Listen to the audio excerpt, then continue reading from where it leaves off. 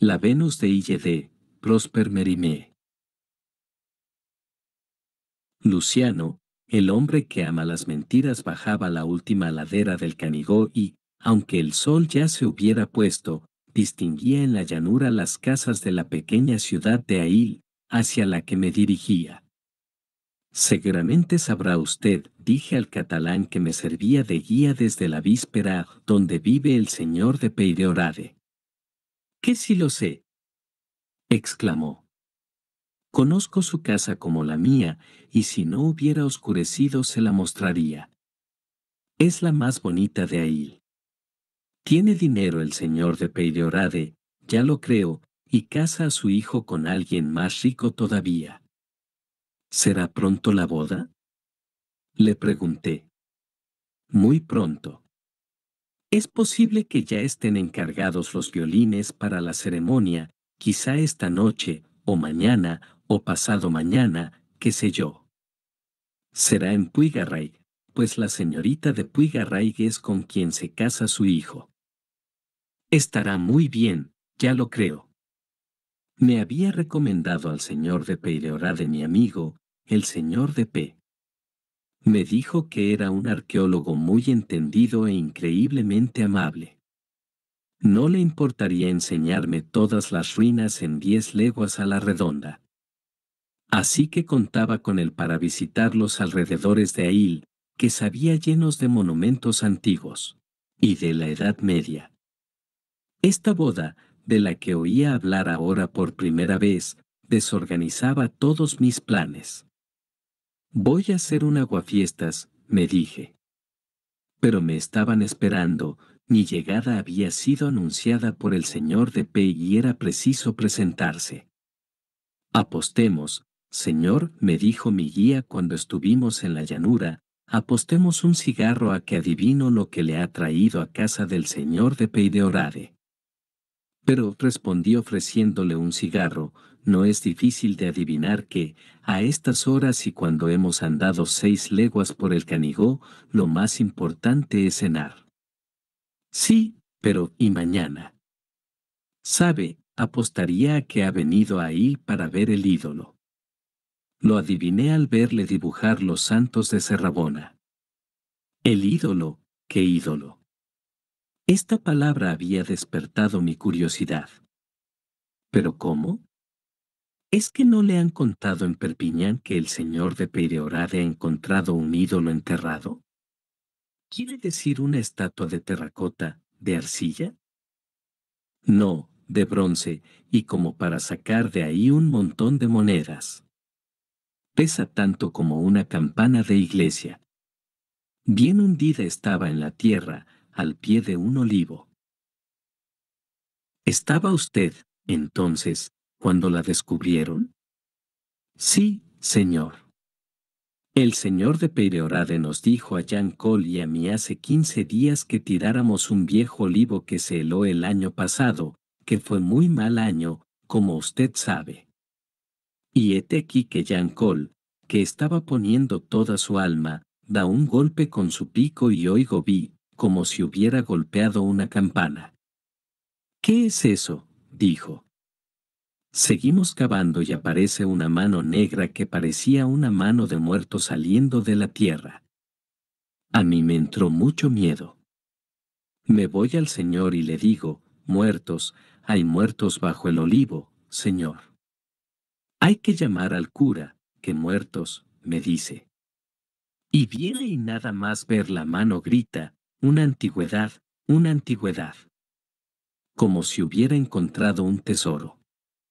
Y allí le viera usted con el pico, con las manos, haciendo casi el mismo trabajo que nosotros dos juntos. Y por fin, ¿qué encontraron?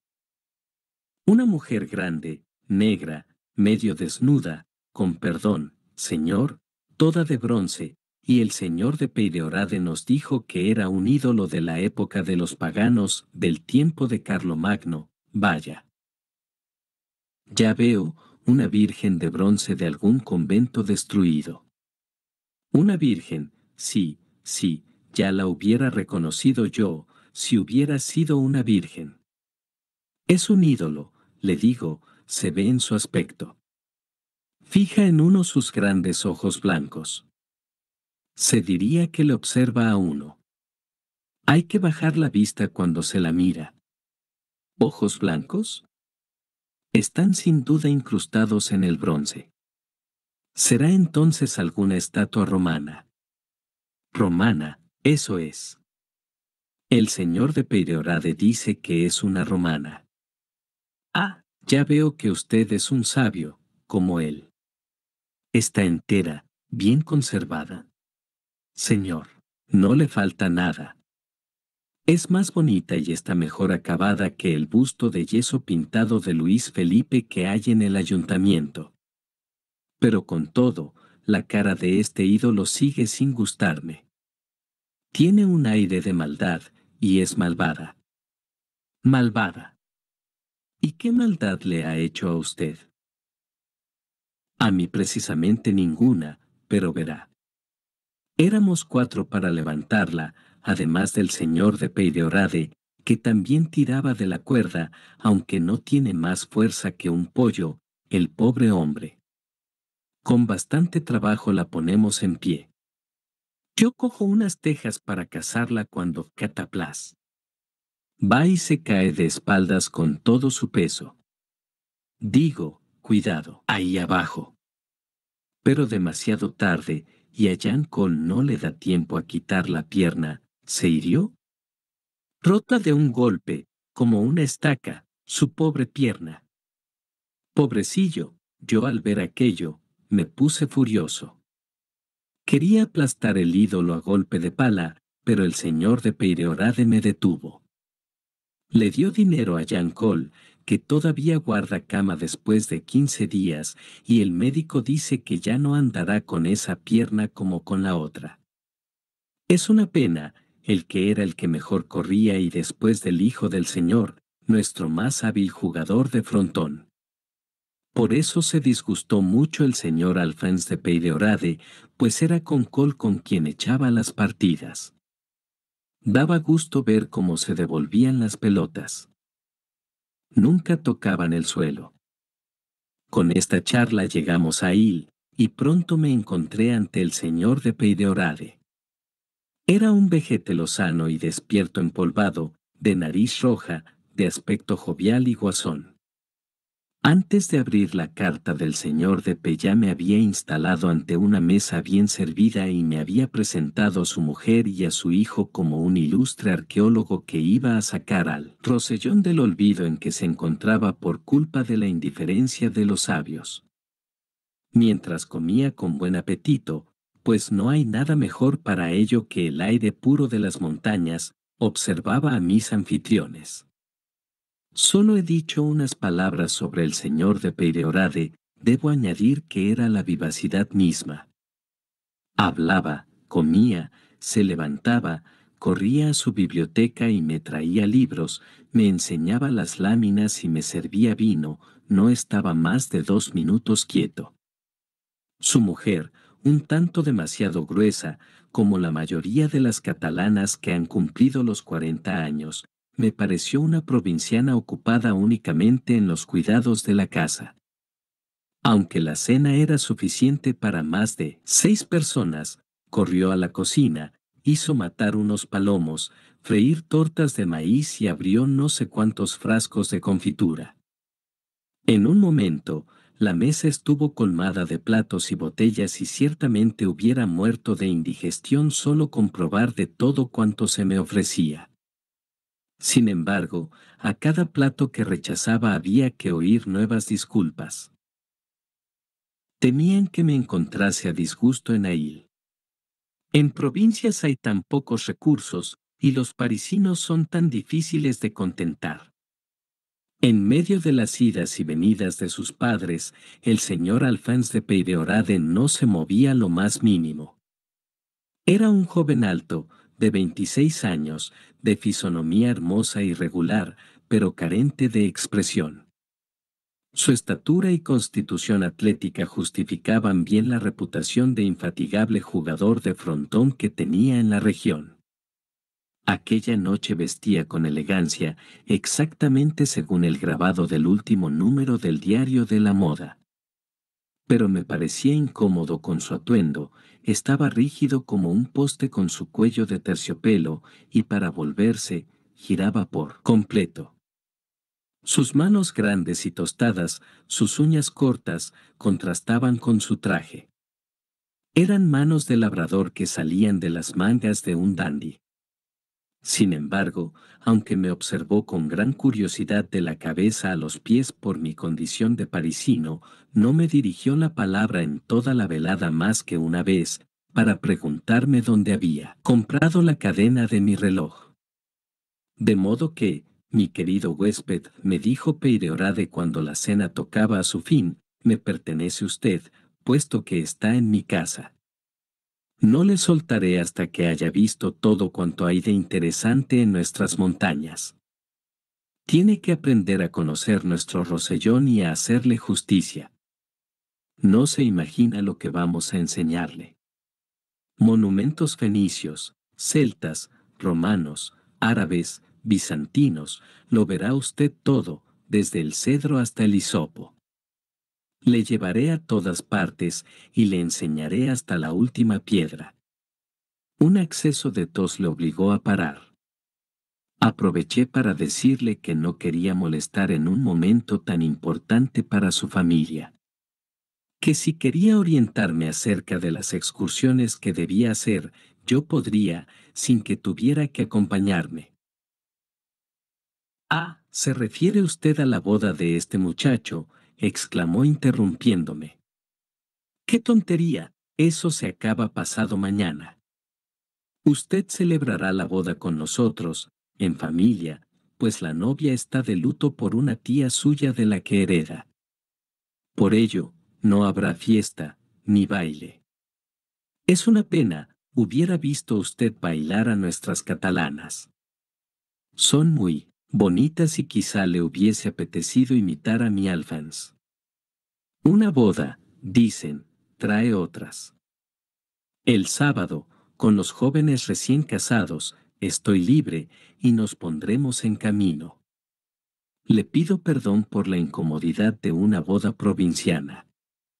Para un parisino harto de fiestas, y, además, una boda sin baile.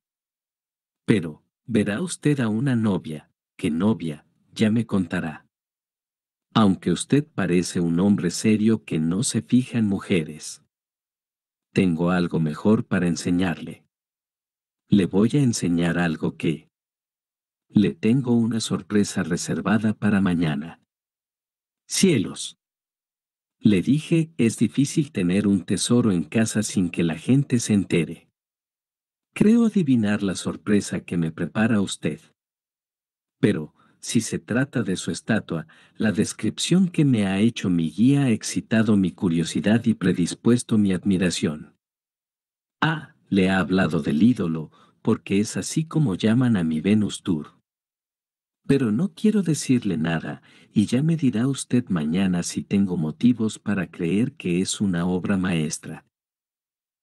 Que me viene usted al pelo. Hay unas inscripciones que yo, pobre ignorante, explico a mi modo, pero un sabio de París. Usted quizás se burle de mi interpretación, porque he redactado un informe, sí, yo, un viejo arqueólogo de provincias, me he lanzado. Quiero hacer gemir a la prensa. Si usted quisiera leerlo y corregírmelo podría esperar. Por ejemplo, tengo curiosidad por saber cómo traduciría usted la inscripción del pedestal Cabe. Pero no voy a preguntarle nada todavía. Mañana, mañana. Hoy, ni una palabra sobre la Venus. Haces bien, Peyrehorade, en dejar ya el tema de tu ídolo, dijo su mujer. Deberías darte cuenta de que no dejas comer a este señor. Además, el señor ha visto en París estatuas más bonitas que la tuya. En las tullerías las hay por docenas, y también de bronce. He ahí la ignorancia, la gran ignorancia de provincias. La interrumpió Peyrehorade. Comparar una antigüedad admirable a las banales esculturas de Cousteau. Con cuánta irreverencia habla de los dioses mi mujercita. ¿Sabe que mi mujer quería que fundiese mi estatua en una campana para la iglesia? Y eso porque ella hubiera sido la madrina. Una obra maestra de Mirón, señor. Obra maestra, obra maestra. Una buena obra maestra es la que ha hecho ya. Romperle la pierna a un hombre. Mira, mujer, dijo Peyrehorade en tono decidido, mostrándole su pierna derecha con la media de seda tejida, si mi Venus me hubiera roto esta pierna, no lo sentiría en absoluto. Dios mío. Peyrehorade, ¿cómo puedes decir eso? Menos mal que el hombre va mejorando. Además, ¿cómo voy a mirar con buenos ojos a una estatua que ocasiona desgracias como esta? Pobre Jean Cole. Herido por Venus, caballero, dijo Peyrehorade riéndose a carcajadas, herido por Venus y el muy tunante se queja. Veneris nec praemia noris, ¿quién no fue herido por Venus?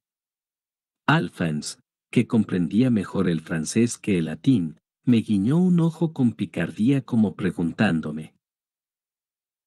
¿Y usted, parisino, comprende? La cena terminó. Hacía una hora que yo había dejado de comer. Estaba cansado y no conseguía ocultar los frecuentes bostezos que se me escapaban. La señora de Peyrehorade se dio cuenta enseguida y dijo que ya era hora de irse a dormir. Entonces se reanudaron las excusas por el mal alojamiento que iba a tener. No estaría como en París. En provincias no se está tan bien. Tenía que ser indulgente con los rosellonenses. Aunque yo argumentaba Molière, Anfitrien, no conocerás los presentes de Venus, Eneida que después de recorrer las montañas un montón de paja sería una magnífica cama, seguían pidiéndome que disculpara a unos pobres campesinos que no me trataban como hubieran deseado. Subí finalmente a la habitación que me habían destinado acompañado por Peyrehorade. La escalera, cuyos últimos peldaños eran de madera, terminaba en mitad de un corredor al que daban varias habitaciones. A la derecha, me dijo mi anfitrión, está la habitación destinada a la futura mujer de Alphonse. La suya está en el extremo opuesto del corredor. Usted comprenderá, añadió en un tono deliberadamente pícaro, usted comprenderá que hay que dejar solos a los recién casados. Usted está en un extremo de la casa y ellos en el otro. Entramos en una habitación bien amueblada, en la que el primer objeto sobre el que cayeron mis ojos era una cama de 7 pies de largo y 6 de ancho, y tan alta que había que subirse con ayuda de un escabel. Mi anfitrión, una vez que me indicó el lugar de la campanilla, y se hubo asegurado de que el azucarero estaba lleno, los frascos de colonia bien situados en el tocador, y después de preguntarme repetidamente si no me faltaba nada, me deseó buenas noches y me dejó solo. Las ventanas estaban cerradas. Antes de vestirme, abrí una para respirar el aire fresco de la noche, delicioso después de tan larga cena. Enfrente estaba el Canigó, siempre admirable, pero que esta noche me pareció la montaña más hermosa del mundo, iluminado como estaba por una luna resplandeciente. Permanecí algunos minutos para contemplar su maravillosa silueta, e iba a cerrar la ventana cuando me fijé, al bajar los ojos, en la estatua que estaba sobre un pedestal, a unas 20 toesas de la casa. Estaba colocada en el ángulo de un seto que separaba un pequeño jardín de un vasto cuadrado que más tarde supe que era el frontón de la ciudad. Aquel terreno, propiedad de Peyrehorade, fue cedido al municipio gracias a los apremiantes ruegos de su hijo.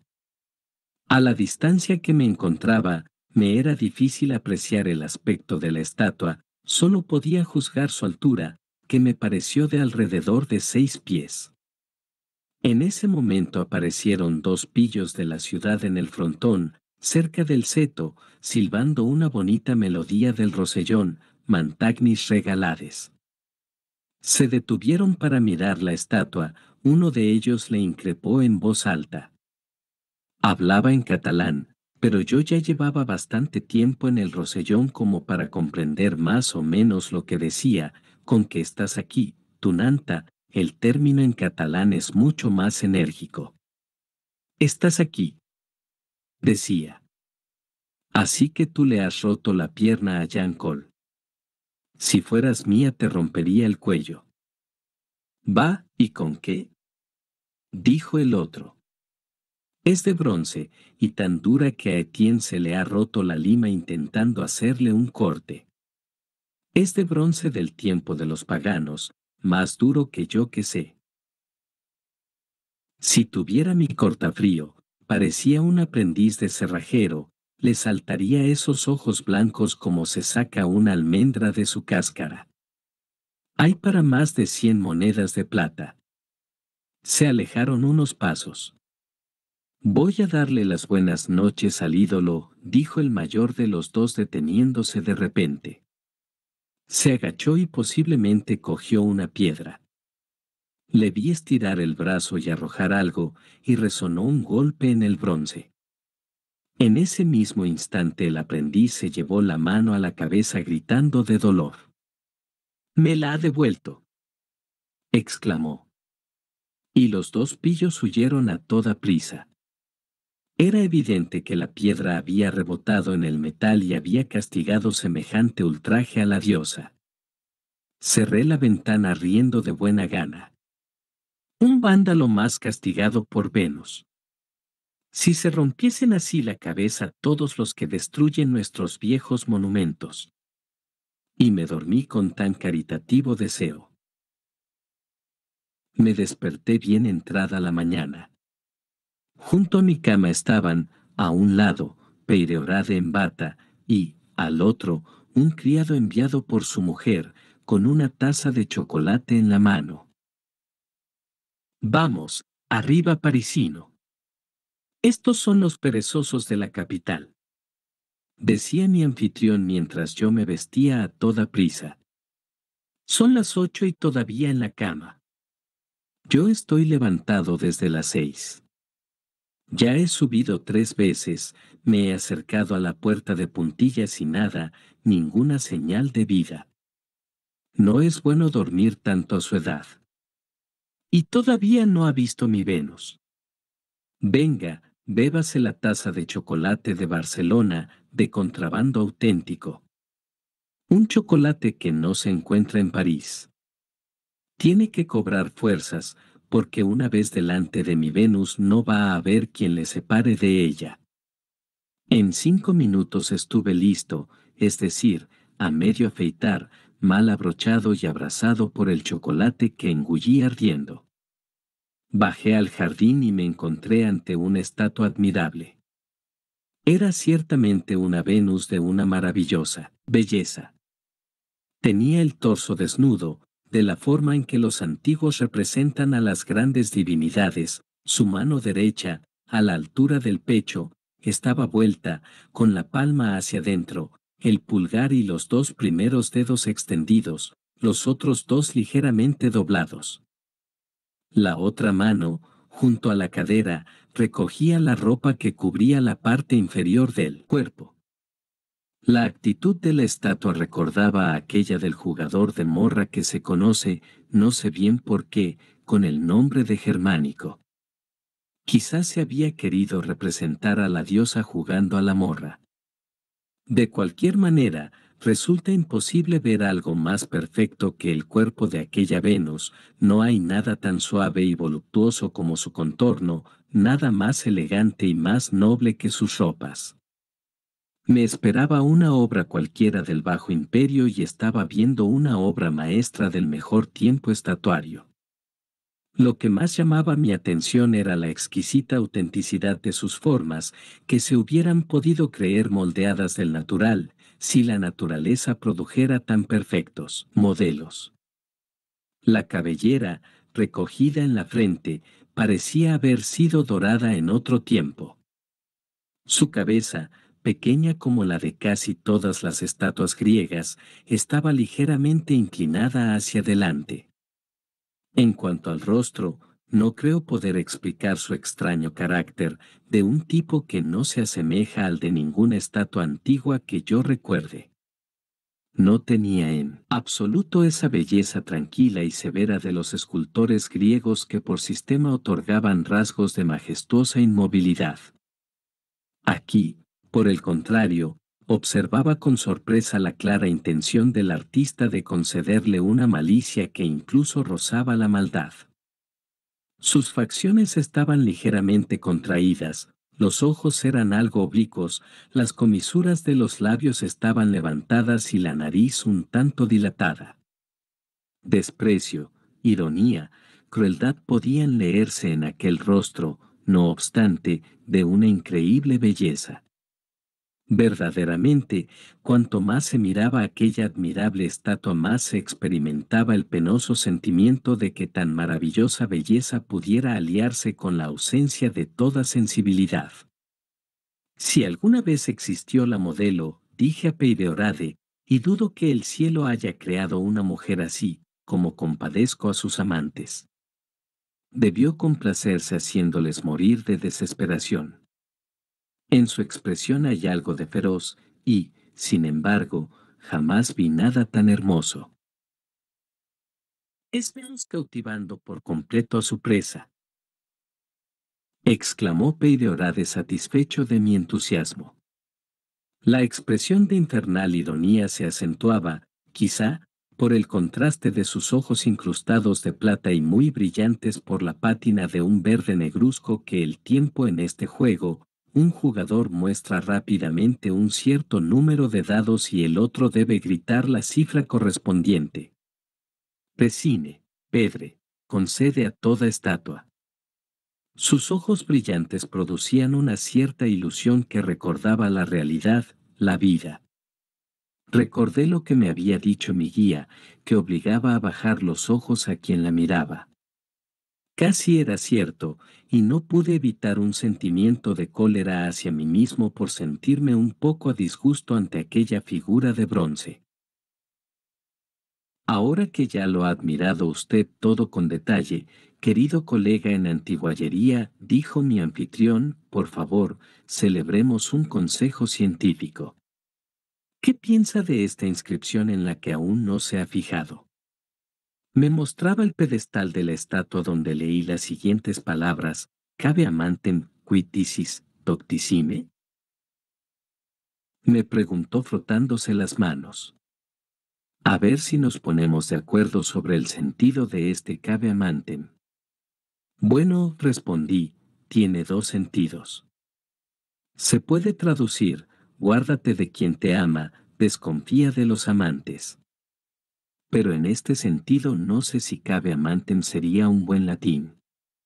Viendo la expresión diabólica de la dama, yo diría más bien que el artista quiso advertir al espectador contra esta terrible belleza. Entonces lo traduciría: guárdate si ella te ama. ¡Pum! Dijo Peideorade, es un buen sentido, pero, si no le importa, prefiero la primera traducción, que voy a desarrollar además.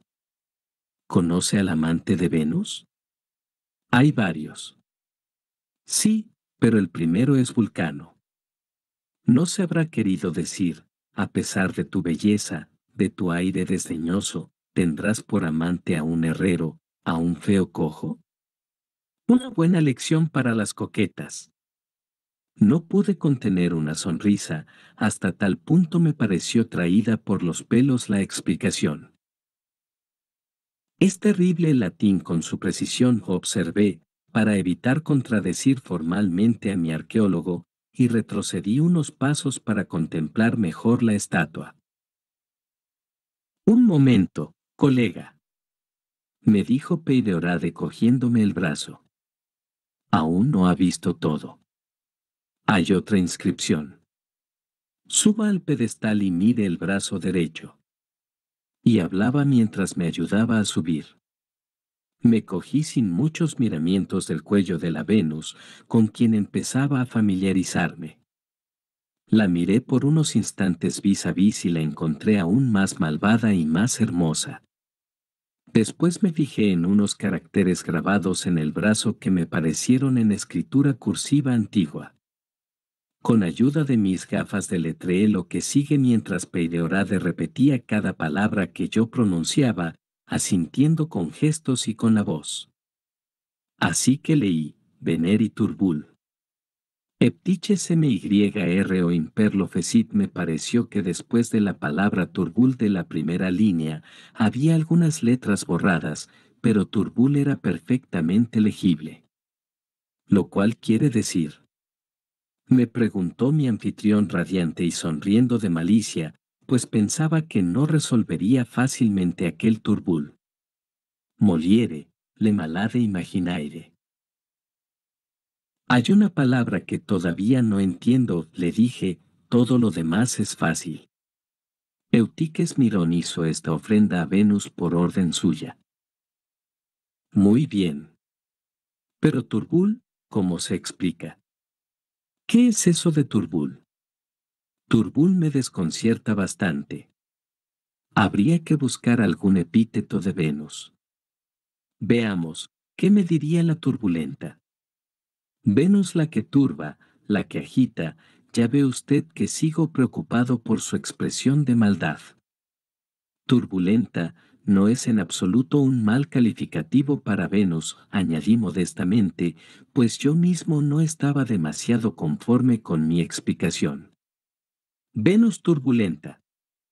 Venus la alborotadora. Ah, pero, ¿usted se cree que mi Venus es una Venus de cabaret? De eso nada, caballero, es una Venus de la alta sociedad. Pero voy a explicarle ese turbul siempre y cuando me prometa no divulgar mi descubrimiento antes de que se publique mi informe. Y es que, ya ve, estoy orgulloso con mi hallazgo. Deben dejarnos algunas migajas también a nosotros, pobres provincianos. ¿Son ustedes tan ricos los sabios de París? Desde lo alto del pedestal, donde seguía encaramado, le prometí solemnemente no cometer jamás la indignidad de robarle el descubrimiento.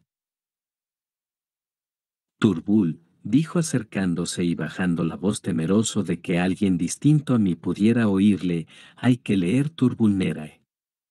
No lo entiendo todavía. Escúcheme bien. A una legua de aquí, hay un pueblo al pie de la montaña, que se llama Volternere. Es una degeneración de la palabra latina turbulnera. Estas inversiones son muy corrientes. Volternere, amigo mío, fue una ciudad romana. Siempre lo sospeché, pero no tenía pruebas. Pero he aquí la prueba. Esta Venus era la divinidad de la ciudad de Volternere, y esta palabra, cuyo origen antiguo acabo de demostrar, prueba algo muy curioso, y es que Volternere antes de ser una ciudad romana, fue una ciudad fenicia. Se detuvo un momento para tomar aliento y disfrutar con mi sorpresa. Conseguí contener las ganas de reírme. En efecto, prosiguió, Turbulnera es fenicio puro, pronuncie usted Tur. Tur y Sur es la misma palabra, ¿no? Sur es el nombre fenicio de Tiro, no hace falta que le recuerde lo que significa. Bul es Baal, Bal, Bel, Bul, pequeñas diferencias de pronunciación. En cuanto a Nera, me cuesta más trabajo. Estoy tentado a creer, a falta de encontrar la palabra fenicia, que viene del griego bos, húmedo, pantanoso. Se trataría entonces de una palabra híbrida. Para justificar bos, te mostraré cómo en Volternere los arroyos de la montaña forman pantanos infectos. Por otra parte, la terminación Nera bien pudo ser añadida más tarde en honor de Nera Pivesubia, mujer de Tetricus y benefactora de la ciudad. Pero, debido a los pantanos, prefiero la etimología de un POC. Tomó un poco de rapé con aire satisfecho. Pero leamos a los fenicios y volvamos a la inscripción. De modo que traduzco, a Venus de Volternere Mirón dedica por orden suya esta estatua, su obra. Me guardé muy mucho de criticar su etimología, pero quise a mi vez demostrar ingenio y le dije, alto ahí, caballero. Mirón consagró algo, pero no veo por qué había de ser esta estatua. ¿Cómo? Exclamó, ¿acaso no fue Mirón un célebre escultor griego? El talento debió perpetuarse en su familia y uno de sus descendientes hizo esta estatua. Seguro. Pero, respondí, yo veo en su brazo un pequeño orificio. Pienso que debió servir para sujetar algo, un brazalete, por ejemplo, que Mirón dio a Venus como ofrenda expiatoria. Mirón fue un amante desdichado. Venus estaba irritada con él, y él la apaciguó consagrándole un brazalete de oro. Observe usted que Fesit se utiliza a menudo por consecravit. Son términos sinónimos. Le diría más de un ejemplo si tuviera a mano un Grutero o un Ovelli. Es natural que un enamorado sueñe con Venus o imagine que le pida consagrar un brazalete de oro a su estatua. Mirón se lo consagra. Luego llegan los bárbaros, o algún ladrón sacrílego. ¡Ah! ¿Cómo se nota que ha escrito usted novelas? Exclamó mi anfitrión ofreciéndome la mano para bajar. No, caballero, es una obra de la escuela de Mirón. Observe cómo ha sido trabajada y estará de acuerdo. Tenía como norma no contradecir jamás a ultranza a los arqueólogos testarudos y bajé la cabeza con convencimiento diciendo, es una pieza admirable. Dios mío, exclamó Peideorade, un acto más de vandalismo. Han debido tirar otra piedra contra mi estatua. Acababa de descubrir una marca blanca un poco más arriba del pecho de la Venus. Yo observé una señal parecida en los dedos de la mano derecha, que supuse habían sido rozados por la piedra en su trayectoria, o bien un fragmento de la piedra se había desprendido por el choque y había rebotado en la mano. Le conté a mi anfitrión el insulto del que había sido testigo y del castigo subsiguiente. Se rió mucho y, comparando al aprendiz con Diomedes, le deseó que viera, como el héroe griego, a sus amigos convertidos en pájaros blancos. La campana de la comida interrumpió esta conversación clásica y, al igual que la víspera, me vi obligado a comer por 4. Luego vinieron los arrendatarios de Pereorade, y mientras les atendía, su hijo me llevó a ver una calesa que había comprado en Toulouse para su prometida, y que, por supuesto, admiré. Luego entré con él en la cuadra, donde me tuvo media hora elogiándome sus caballos, refiriéndome su genealogía y los premios que habían ganado en las carreras de la región. Por fin pasó a hablarme de su futura esposa a propósito de una yegua gris que le iba a regalar. Hoy la veremos, dijo. No sé si a usted le parecerá bonita. En París son ustedes muy especiales. Aquí y en Perpiñán, todo el mundo la encuentra encantadora. Lo mejor es que es muy rica. Su tía de Prades se lo ha dejado todo. Seré muy feliz. Me sorprendió profundamente el ver a un joven que parecía más emocionado por la dote de su novia que por sus hermosos ojos. «Usted entiende de joyas», siguió Alphonse. «¿Qué le parece esta? Es el anillo que le daré mañana». Diciendo esto, sacó de la primera falange de su dedo meñique un grueso anillo cuajado de diamantes y formado por 2 manos entrelazadas, motivo que me pareció infinitamente poético. Era un trabajo antiguo, pero noté que lo habían retocado para engarzar los diamantes. En el interior del anillo se leían en letras góticas las siguientes palabras: Sempre ave tibi, es decir, siempre contigo. Es un bonito anillo, pero estos diamantes añadidos le hacen perder un poco su carácter. Así es mucho más bonito, respondió sonriendo. Hay aquí 1.200 francos en diamantes. Mi madre me lo dio. Es un anillo de familia, muy antiguo, del tiempo de la caballería. Fue de mi abuela, que a su vez lo había recibido de la suya. Dios sabe cuándo lo hicieron.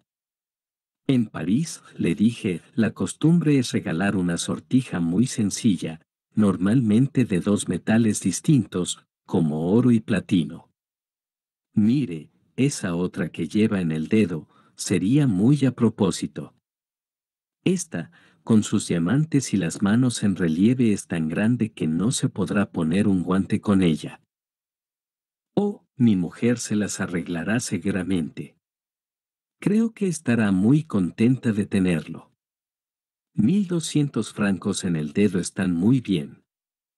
Este otro anillo, añadió, mirando con satisfacción la sortija que llevaba en la mano, este me lo dio una mujer en París un día de carnaval. Qué bien lo pasé en París hace 2 años. Allí sí que se divierte uno, y suspiró con nostalgia. Aquel día íbamos a cenar a Puiggaray, a casa de los padres de la novia.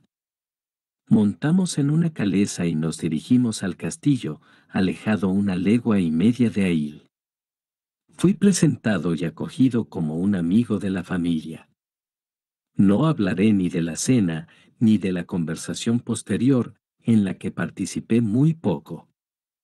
Alphonse, sentado junto a su prometida, le decía algo al oído cada cuarto de hora. Ella apenas levantaba los ojos, y cada vez que le hablaba su novio se sonrojaba tímidamente, pero le contestaba sin turbación. La señorita de Puiggaray tenía 18 años, su talle, esbelto y delicado, contrastaba con la constitución huesuda de su robusto novio. No solo era hermosa, sino también seductora. Me admiraba la perfecta naturalidad de sus respuestas y su aire de bondad, que, sin embargo, no estaba exento de malicia, me recordó, a mi pesar, a la Venus de mi anfitrión. En esta comparación, que hice para mí, me preguntaba si la superior belleza, que no había más remedio que conceder a la estatua, no se debía en gran parte a su expresión de tigresa, pues la energía, incluso en las malas pasiones, excita siempre en nosotros un asombro y una especie de alucinación involuntaria. Qué lástima, me dije al marchar de Puiggaray, que tan encantadora persona sea rica, y que su dote la obligue a ser pretendida por un hombre indigno de ella. De regreso a Hill, y no sabiendo muy bien qué decirle a la señora de Peyrehorade, a quien creía conveniente dirigir la palabra de vez en cuando, exclamé, son ustedes muy atrevidos aquí en el Rosellón. ¿Cómo es posible, señora, celebrar una boda en viernes? En París somos más supersticiosos, nadie se casaría en día semejante. Dios santo. No me hable, me contestó, si hubiera dependido de mí, desde luego que habríamos elegido otro día. Pero Peyrehorade lo ha querido así y ha habido que ceder. Pero bien que lo siento. ¿Y si pasara alguna desgracia? ¿Habrá alguna razón para que todo el mundo tenga miedo el viernes? Viernes, exclamó su marido, es el día de Venus. Un buen día para una boda, ya ve usted, querido colega, que solo pienso en mi Venus. Palabra de honor que ha sido por ella por lo que he elegido el viernes. Mañana, si usted quiere, antes de la ceremonia le ofreceremos un pequeño sacrificio, sacrificaremos 2 palomas, y, si pudiera conseguir, incienso, calla, Peyrehorade. Le interrumpió su mujer completamente escandalizada. Incensar un ídolo. Sería una abominación. ¿Qué dirían de nosotros? Al menos, dijo Peyrehorade, me permitirás ponerle en la cabeza una corona de rosas y lirios, manibus date lilia plenis, ya ve usted, nuestras leyes son solo papel mojado. No tenemos libertad de cultos. El día siguiente estaba dispuesto de esta manera, todo el mundo tenía que estar listo y arreglado para las 10 en punto. Después del chocolate iríamos en coche a Puiggarray. El matrimonio civil tendría lugar en la alcaldía del pueblo y la ceremonia religiosa en la capilla del castillo. Seguiría luego la comida. Después de la comida, cada cual pasaría el rato como pudiera hasta las 7. A las 7 se volvería a Il, a casa del señor de Peyrehorade, donde cenarían las dos familias juntas. Lo demás se entiende por sí solo. Como bailar no se podía, se iba a comer lo más posible. Dad lirios a manos llenas, Eneida. Desde las 8 me encontraba sentado frente a la Venus, con un lápiz en la mano y empezando por 20ª vez la cabeza de la estatua sin conseguir captar su expresión.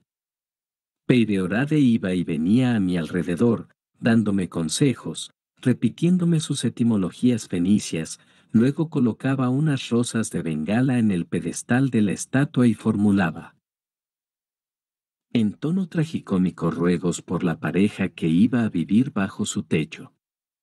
Hacia las 9 entró en la casa para arreglarse y al mismo tiempo apareció Alphonse, bien ajustado en su traje nuevo, con guantes blancos, zapatos de charol, botones cincelados y una rosa en el ojal. ¿Hará usted un retrato a mi mujer?, dijo inclinándose sobre mi dibujo. Ella también es bonita. En aquel momento empezó en el frontón, del que ya he hablado, una partida que inmediatamente llamó la atención a Alphonse. Y yo, cansado y sin esperanzas de conseguir representar aquella belleza diabólica, abandoné pronto mi dibujo para mirar a los jugadores. Había entre ellos algunos muleros españoles que habían llegado la víspera. Eran aragoneses y navarros, casi todos de una extraordinaria destreza. Los sillenses, aunque alentados por la presencia y los consejos de Alphonse, fueron prontamente derrotados por aquellos campeones. Los espectadores nacionales estaban consternados. Alphonse miró su reloj. Solo eran las 9:30. Su madre aún estaba sin peinar. No lo dudó. Mas, se quitó la chaqueta del frac, pidió otra y desafió a los españoles. Yo le miraba sonriendo y un tanto sorprendido. Hay que defender el honor del país, dijo. Entonces le encontré realmente hermoso. Estaba ansioso. Su aspecto, que tan preocupado le tenía hacía tan solo unos instantes, ya no le importaba en absoluto. Minutos antes habría temido girar la cabeza por temor a descolocarse la corbata. Ahora ya no pensaba ni en su pelo rizado, ni en su chorrera tan bien prisada. ¿Y su novia? Pues, si hubiera sido necesario, creo que habría aplazado la boda. Le vi calzarse apresuradamente un par de sandalias, arremangarse y con gesto confiado ponerse a la cabeza del equipo vencido como César reagrupando a sus soldados en Dirraquio. Salté el seto y me situé cómodamente a la sombra de un almés, para, así poder ver bien los dos campos. En contra de lo que se esperaba, Alphonse falló la primera pelota. Lo cierto es que le llegó a ras de tierra y lanzada con una fuerza sorprendente por un aragonés que parecía ser el jefe de los españoles. Era un hombre de unos 40 años, seco y menudo, de 6 pies de estatura, y su piel olivácea tenía un color casi tan oscuro como el bronce de la Venus. Alphonse arrojó enfurecido su raqueta contra el suelo. Este maldito anillo, gritó, me aprieta el dedo y me hace fallar una pelota segura. Se quitó, no sin esfuerzo, su anillo de diamantes, me acerqué para que me lo diera, pero él corrió antes hacia la Venus y le puso el anillo en el dedo anular volviendo luego a su puesto a la cabeza de los sillenses. Estaba pálido, pero tranquilo y resuelto. A partir de entonces no hubo ni un fallo, y los españoles fueron derrotados por completo. El entusiasmo de los espectadores sí que fue todo un espectáculo, unos gritaban de alegría lanzando las gorras al aire, otros estrechaban la mano, llamándole el orgullo del país. Si hubiese reprimido una invasión, no habría recibido felicitaciones más vivas y sinceras. El pesar de los vencidos aumentaba el brillo de su victoria. Echaremos otra partida, amigo, le dijo al aragonés con tono de superioridad, y os daré unos tantos de ventaja. Yo hubiera deseado que Alphonse fuera más modesto, y casi me apenó la humillación de su rival.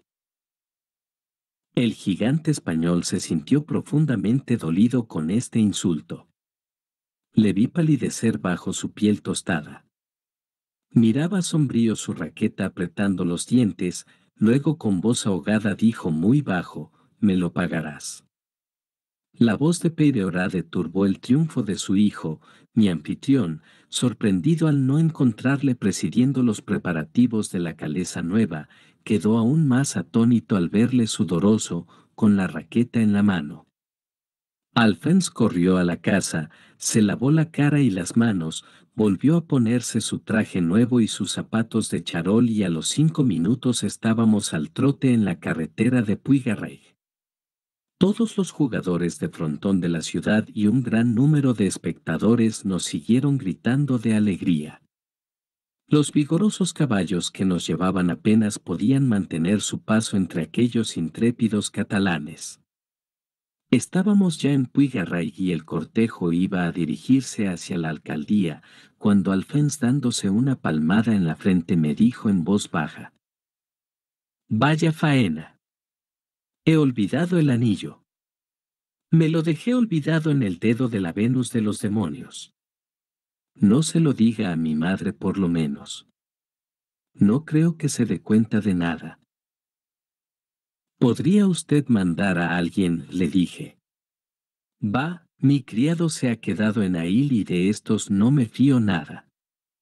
1.200 francos en diamantes podrían tentar a más de uno. Además, ¿qué pensarían aquí de mi olvido? Se burlarían de mí. Me llamarían el marido de la estatua. Mientras no me lo roben. Menos mal que el ídolo atemoriza a aquellos bribones. No se atreven a acercársele a menos de 1 metro. Va, es igual, tengo otro anillo». Las 2 ceremonias, la civil y la religiosa, se celebraron con la pompa adecuada, y la señorita de Puiggaray recibió el anillo de una modista de París, sin sospechar que su novio le sacrificaba una prenda de amor. Después nos sentamos a la mesa, donde se comió, se cantó, incluso, durante largo tiempo. Sufría por la novia a causa de la tosca alegría que había a su alrededor, sin embargo, ella lo soportaba mejor de lo que yo hubiera esperado, y su turbación no era ni torpeza ni afectación. Quizá el valor viene dado en las situaciones difíciles. La comida terminó. Cuando Dios quiso, eran las 4 de la tarde. Los hombres fuimos a pasear al parque, que era magnífico, donde vimos bailar en el césped del castillo a las campesinas de Puiggaray, vestidas con sus trajes de fiesta. Así pasaron las horas. Mientras tanto, las mujeres rodeaban a la novia que les mostraba su ajuar. Después se cambió de ropa, y observé que cubría sus hermosos cabellos con redecilla y un sombrero de plumas, ya que las mujeres se apresuran en ponerse tan pronto como pueden los adornos que la costumbre les prohíbe llevar mientras son solteras. Eran cerca de las 8 cuando nos dispusimos a salir hacia ahí. Pero antes tuvo lugar una escena patética.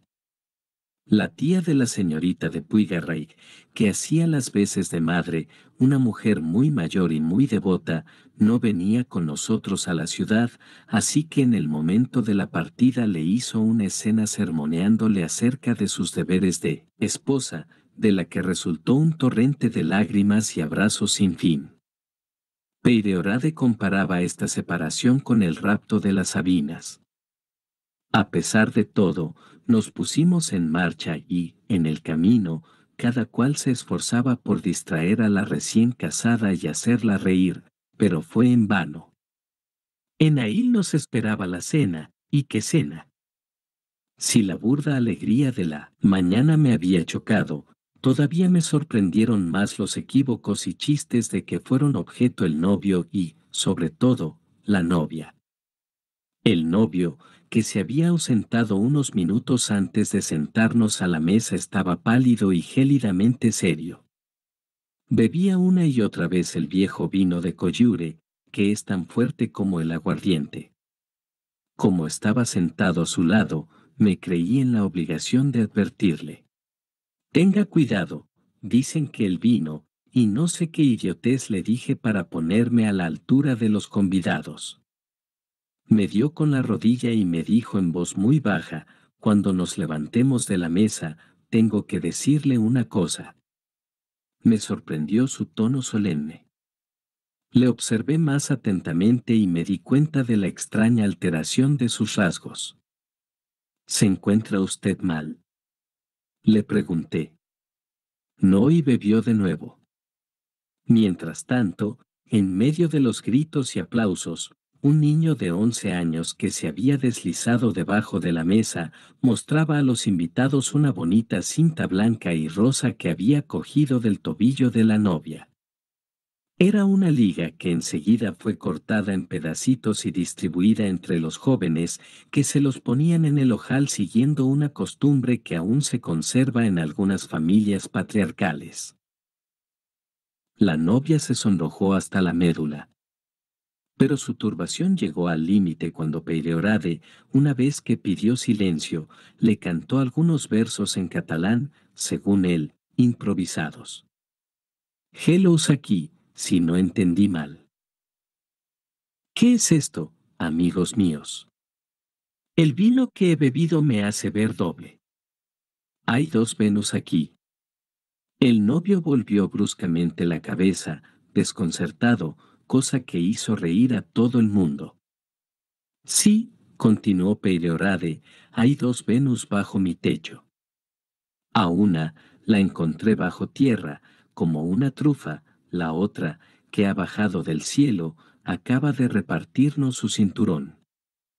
Quería decir su liga. Hijo mío, elige la Venus que prefieras, la romana o la catalana. El muy pícaro se queda con la catalana y se lleva la mejor parte. La romana es negra y la catalana es blanca. La romana es fría, la catalana inflama todo lo que se le acerca. Este final provocó calesurras, tan estrepitosos aplausos, y risas tan escandalosas, que creí que el techo iba a desplomarse sobre nuestras cabezas. En la mesa solo había 3 caras serias, las de los novios y la mía.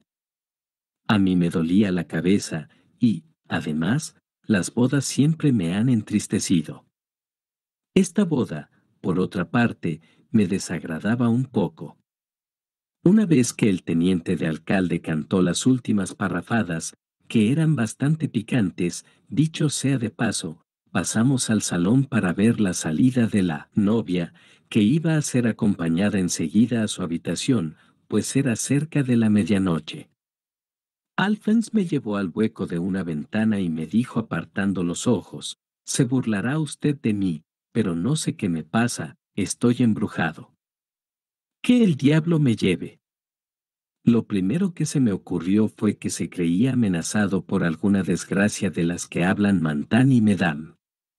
De Sévigné, todo imperio amoroso está lleno de historias trágicas, etc. Creí que este tipo de hechos solo le ocurrían a las personas inteligentes, me dije a mí mismo. ¿Ha bebido usted demasiado vino de Coyure, mi querido Alphonse?, le dije, ya se lo advertí. Sí, quizá, pero hay algo mucho más terrible. Tenía la voz entrecortada. Le creí completamente borracho. Mi anillo, ya sabe, siguió, tras un silencio. ¿Y qué, se lo han robado. No. Entonces, ¿lo tiene usted? No, yo, no puedo quitárselo del dedo a esa maldita Venus. Bueno, no habrá tirado con fuerza. Claro que sí, pero la Venus ha doblado el dedo. Me miraba fijamente, despavorido, apoyándose en la falleba para no caerse. Vaya historia, le dije, eso es que encajó demasiado el anillo. Mañana lo sacaremos con unas tenazas, pero con cuidado de no estropear la estatua. Le digo que no. El dedo de la Venus está doblado, contraído, aprieta la mano, comprende. Es mi esposa, por lo que se ve, puesto que le he dado mi anillo, y no quiere devolverlo. Sentí un escalofrío de repente, y por un momento se me puso la carne de gallina. Luego, al suspirar él me llegó una bocanada de vino y desapareció toda la emoción. Este miserable, pensé, está completamente borracho. Usted es arqueólogo, siguió el novio en tono lastimoso, conoce este tipo de estatuas, hay quizá algún resorte, alguna brujería que yo no conozco, y si fuera usted a ver. De acuerdo, dije, venga conmigo. No, sugiero que vaya solo. Salí del salón. El tiempo había cambiado durante la cena y empezaba a llover con fuerza. Iba a pedir un paraguas cuando un pensamiento me detuvo. Sería un idiota si fuese a comprobar lo que me ha dicho un borracho. Además, por otra parte, lo mismo ha querido gastarme una broma pesada para hacer reír a esos honrados provincianos, y lo menos que puede pasarme es que me cale hasta los huesos y agarre un buen resfriado. Desde la puerta eché un vistazo a la estatua chorreante de agua y subí a mi habitación sin volver por el salón. Me acosté, pero no conseguía conciliar el sueño. Recordaba todas las escenas del día. Pensaba en aquella jovencita tan hermosa y tan pura abandonada en manos de un borracho brutal. ¡Qué cosa tan odiosa!, me decía, un matrimonio de conveniencia. Un alcalde se pone una faja tricolor, un cura una estola, y la joven más honesta del mundo se entrega al Minotauro. Dos seres que no se aman, que pueden decirse en semejante momento que dos amantes comprarían por el precio de su vida. ¿Puede una mujer amar alguna vez a un hombre al que ha visto comportarse de forma grosera? Ciertamente, las primeras impresiones no se borran, y estoy seguro de que este señor Alphonse merece ser odiado. Durante mi monólogo, que abrevio bastante, había escuchado idas y venidas en la casa, puertas que se abrían y cerraban, coches que partían. Luego me pareció oír en la escalera los pasos ligeros de algunas mujeres que se dirigían hacia el extremo opuesto del corredor. Era probablemente el cortejo de la novia que la acompañaba a la cama. Luego bajaron la escalera. La puerta de la señora de Peyrehorade se había cerrado. Esta pobre chica, me dije, debe estar tan turbada e incómoda. Me revolví en la cama malhumorado. Un solterón no pinta nada en una casa donde se consuma una boda. Se había hecho el silencio hacía un buen rato cuando se vio turbado por unos graves pasos que subían la escalera. Los peldaños de madera crujieron estrepitosamente. Ese necio. Apuesto a que se cae por la escalera. Volvió la calma. Cogí un libro para distraer un poco mis pensamientos. Era una estadística de la región, que incluía un informe de Peyrehorade sobre los monumentos druidas del distrito de Prades. Me dormí en la tercera página. Dormí mal y me desperté varias veces. Serían las 5 de la mañana y yo llevaba ya despierto más de 20 minutos cuando cantó el gallo. Iba a amanecer. Entonces oí claramente los mismos graves pasos, el mismo crujir de la escalera que había oído antes de dormirme. Me pareció extraño. Intenté, mientras bostezaba, imaginar por qué Alphonse madrugaba tanto. No se me ocurrió nada verosímil. Iba a cerrar los ojos de nuevo, cuando extrañas pisadas apresuradas y a poco mezcladas con timbres y ruido de puertas cerradas con estrépito llamaron mi atención, luego distinguí unos gritos confusos. Ese borracho habrá prendido fuego en alguna parte, pensé saltando de mi cama. Me vestí rápidamente y salí al corredor. Del extremo opuesto salían gritos y lamentos, y una voz desgarradora dominaba sobre todas las demás: mi hijo. Mi hijo. Era evidente que alguna desgracia le había ocurrido a Alphonse. Corrí a la habitación nupcial, estaba llena de gente. Lo primero que vi fue a aquel joven a medio desvestir atravesado en la cama cuyas maderas estaban rotas. Estaba lívido, inmóvil. Su madre lloraba y gritaba junto a él. Peyrehorade, nervioso, le frotaba las sienes con agua de colonia o le ponía sales bajo la nariz. Por desgracia hacía ya rato que su hijo estaba muerto. En un sofá, en el otro extremo de la habitación, estaba la novia presa de horribles convulsiones. Profería gritos inarticulados y dos robustas criadas tenían dificultades para contenerla. «Dios mío», exclamé, «¿qué ha pasado?». Me acerqué a la cama y levanté el cuerpo del desgraciado joven, estaba ya rígido y frío. Sus dientes apretados y su rostro ennegrecido revelaban la más horrible angustia. Parecía que su muerte había sido violenta y terrible su agonía.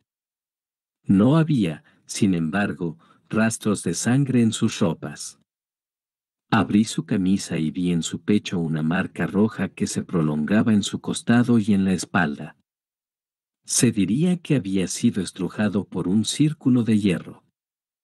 Pisé algo duro que había en la alfombra, me agaché y vi el anillo de diamantes. Llevé a Peyrehorade y a su mujer a su habitación, luego hice venir a la novia. «Todavía les queda una hija», les dije, «le deben ustedes cuidados». Luego les dejé solos. No me parecía extraño que Alphonse hubiera sido víctima de un asesinato cuyos autores habían encontrado el modo de introducirse por la noche en la habitación de la novia. Aquellas magulladuras en el pecho, su sentido circular, me preocupaban, pues ni un bastón ni una barra de hierro podían haberlas producido.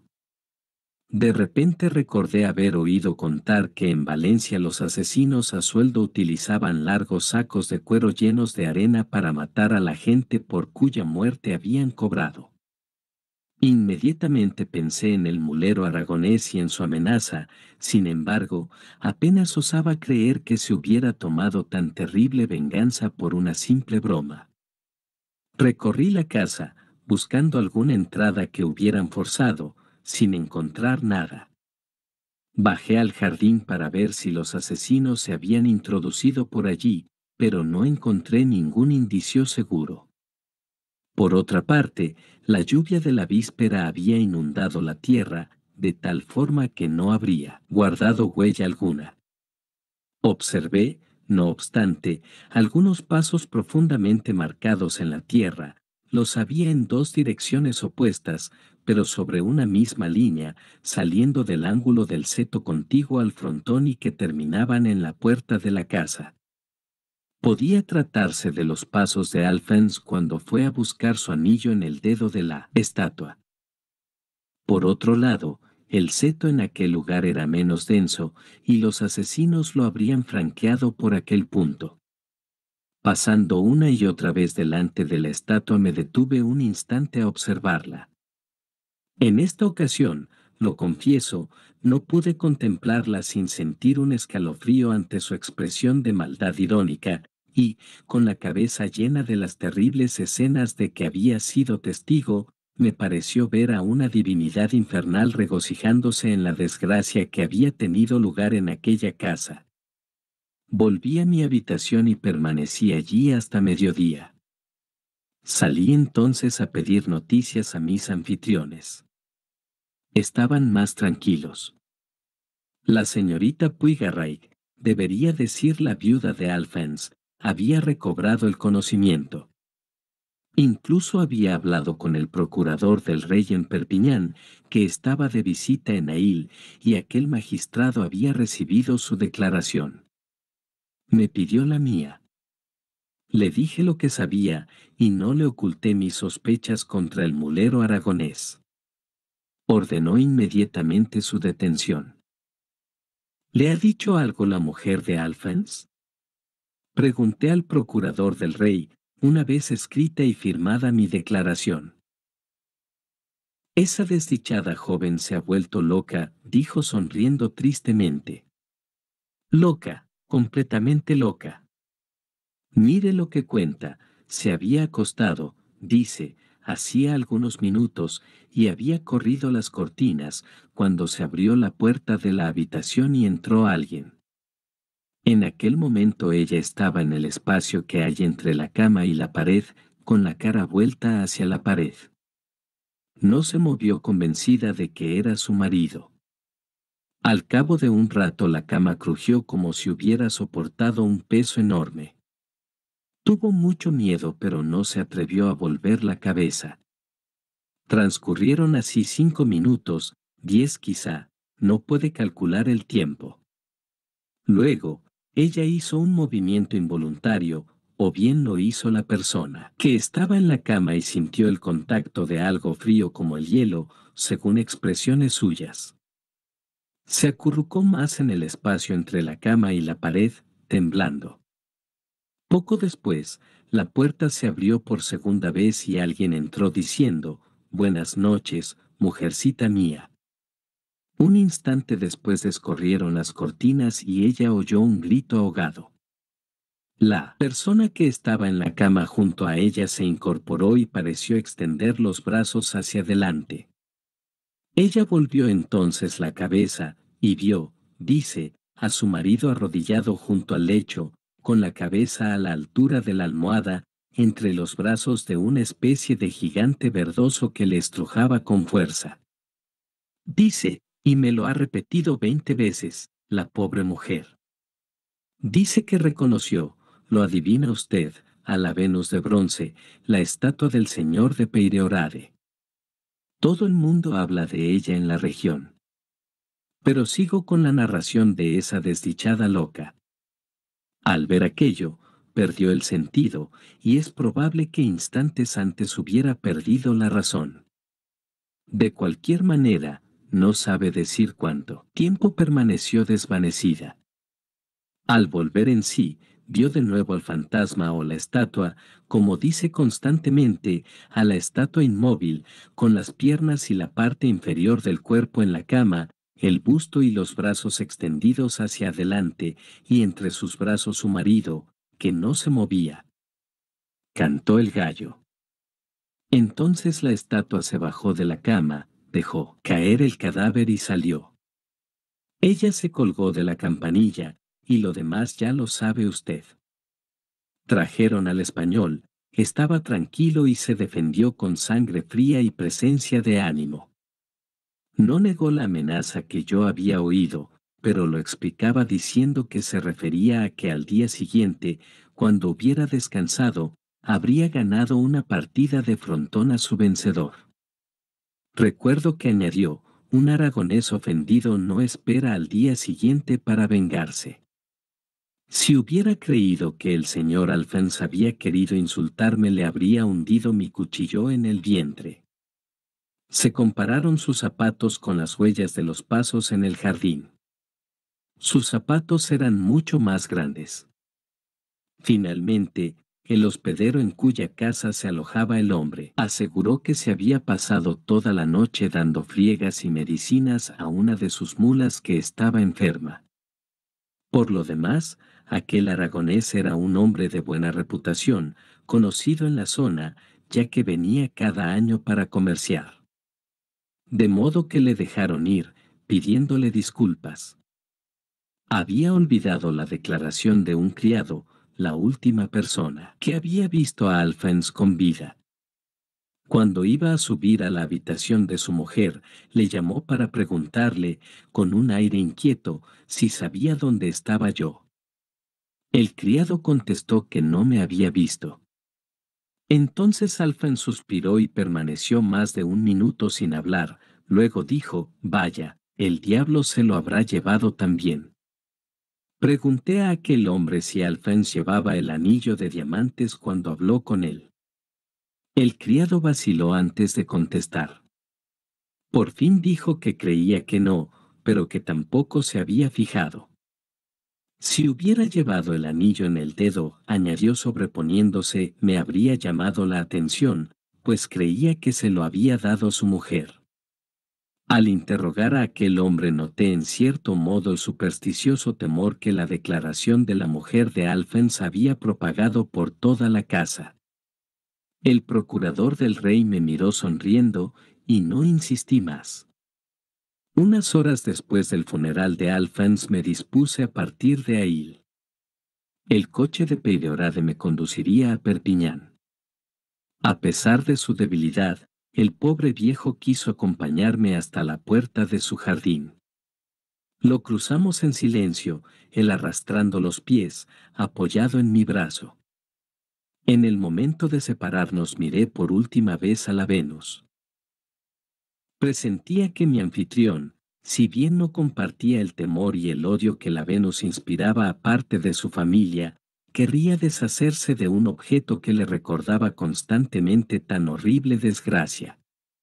Yo tenía la intención de sugerirle que la cediera a un museo. Dudaba si entrar en el tema cuando Peyrehorade volvió maquinalmente la cabeza hacia donde me veía mirar fijamente. Vio la estatua y rompió a llorar. Le abracé, y sin atreverme a decir nada, subí al coche. Desde mi partida no he sabido que luz alguna haya aclarado tan misteriosa desgracia. El señor de Peyrehorade murió algunos meses después. En su testamento me legó sus manuscritos, que algún día publicaré. No he encontrado entre ellos el informe relativo a las inscripciones de la Venus. P.S. Mi amigo el señor de P. acaba de escribirme desde Perpiñán diciéndome que la estatua ya no existe. Tras la muerte de su marido, la primera preocupación de la señora de Peyrehorade fue hacerla fundir en una campana, y bajo esa forma se encuentra en la iglesia de Ail. Pero, añade el señor de P., parece que la mala suerte persigue a quienes poseen ese bronce. Desde que esa campana dobla en Ail, los viñedos se han helado 2 veces. Fin. Muchas gracias por su atención. Nos ayudaría mucho si nos das un buen like y te suscribes al canal. Hasta la próxima historia.